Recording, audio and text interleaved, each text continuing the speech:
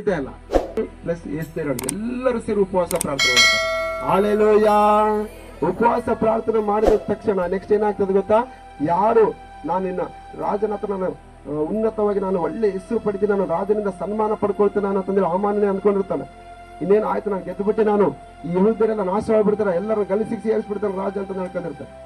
ಯಾವಾಗಲಾದ್ರೂ ಎಸ್ತೇರಳು ಯಹೂದ್ಯರು ಎಲ್ಲರೂ ಸೇರಿ ಉಪವಾಸವಾಗಿ ದೇವರ ಸನ್ನಿಧಿಯಲ್ಲಿ ಕಳೆದಾಗ ಅದ್ಭುತವಾಗಿ ದೇವರು ಏನ್ ಮಾಡ್ತಾನೆ ಗೊತ್ತಾ?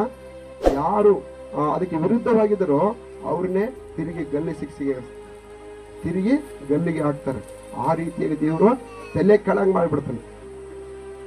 ಆಮನ್ ಅನ್ಕೊಂಡಿದ್ದು ಒಂದು ರೀತಿ, ಆದ್ರೆ ದೇವರು ಮಾಡಿದ್ದು ಮತ್ತೊಂದು ರೀತಿ. ಅಂದ್ರೆ ಆಮನ ಆಲೋಚನೆ ಬೇರೆ, ದೇವರ ಆಲೋಚನೆ ಬೇರೆ ಆಗಿದೆ. ನಾವು ಉಪವಾಸವಾಗಿ ನಾವು ಪ್ರಾರ್ಥನೆ ಮಾಡುವಾಗ ದೇವರ ಕಾರ್ಯಗಳು ಯಾವ ರೀತಿ ಇರ್ತವೆ. ಆ ದೇವರು ಯಾವುದು ಆಗಲ್ಲ ನಮ್ಮ ಕೈಯಲ್ಲಿ ಅಂತ ಹೇಳ್ತೀವಲ್ಲ, ಅಂತ ಅದನ್ನ ಮಾಡಿ ತೋರಿಸುವಂತ ದೇವರು ನಮ್ಮ ದೇವರು.